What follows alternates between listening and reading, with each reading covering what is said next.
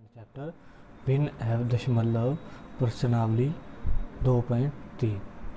जैसा कि हम जानते हैं, भिन्न हमारे पास उसके दो पार्ट होते हैं। एक होता है उसका अंश और एक होता है हर।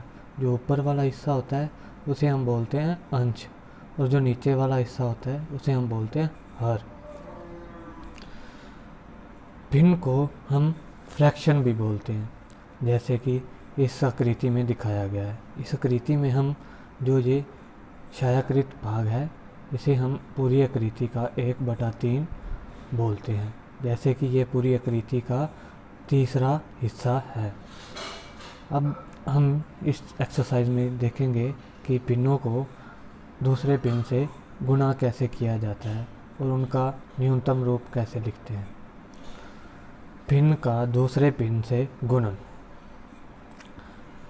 हम क्या करते हैं, पहले भिन्न को उसके दूसरे भिन्न से गुणा करने के लिए ऊपर उनके अंशों को गुणा करते हैं और नीचे दोनों के हर को गुणा करते हैं।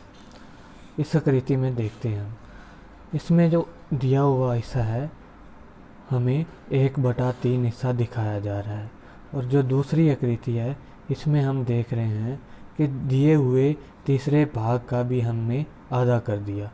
तो हम देखेंगे ये पूरी आकृति का कितना भाग होगा। हमने पहले निकाला, पूरी आकृति को 3 बराबर हिस्सों में काट दिया। दूसरी आकृति में हम देखते हैं उसको तीसरे हिस्से को भी हम आधा काटते हैं, तो ये हुआ 1/3 का 1/2 हिस्सा। का को लिखने के लिए हम गुणा का प्रयोग करते हैं, 1/3 गुना 1/2। जैसा कि हमने पहले देखा है, दो भिन्नों को गुणा करने के लिए हम क्या करते हैं, ऊपर अंशों की गुणा अलग करते हैं और नीचे हरों की गुणा अलग से करते हैं। 1 गुना में 1 लिखेंगे और नीचे लिखेंगे 3 गुना में 2, तो हमारे पास आएगा 1, नीचे आ जाएगा 3 गुना 2 6। अब यहाँ पे दिया हुआ भाग हमारे पास पूरी आकृति का 1/6 हिस्सा होगा।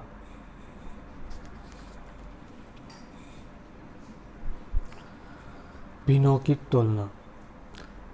हम भिन्नों के बारे में तो जानते हैं, लेकिन उनकी तुलना करना नहीं जानते। आज हम उनकी तुलना करना सीखेंगे। भिन्नों की तुलना कैसे करते हैं। भिन्नों को तुलना में हम देखेंगे छोटा भिन्न कौन सा है और बड़ा भिन्न कौन सा है। इसको देखने के लिए हम पहले हर को बराबर करते हैं एलसीएम की मदद लेके, और फिर अंश को देखकर हम उसका बड़ा या छोटा भाग बता सकते हैं। जैसा कि 5/8 और 7/16। अब हमने पहले इनके हर को बराबर करना है, फिर देखेंगे अंश में कौन बड़ा है। जिसका अंश बड़ा होगा वह संख्या बड़ी होगी।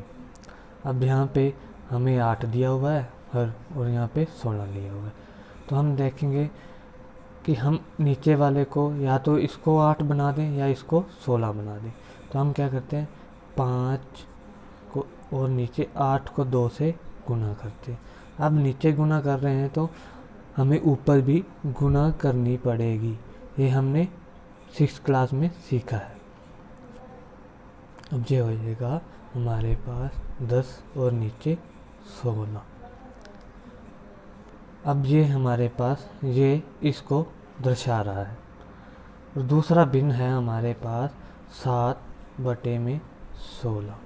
अब हम साफ साफ देख सकते हैं कि 10 बड़ा है 7 से, तो कौन सा भिन्न बड़ा होगा, 10/16। ये बड़े का निशान होता है।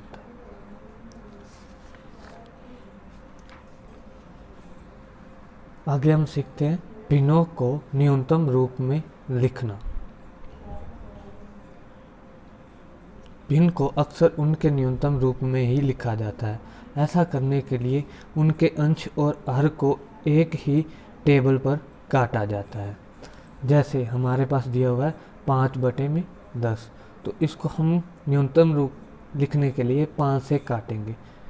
जैसे कि हमने 5 से काटा, हमारे पास आ जाएगा 1/2 और 3/9। इसको लिखने के लिए हम 3 के टेबल पर काट देते हैं, तो ये हमारे पास आएगा 1/3।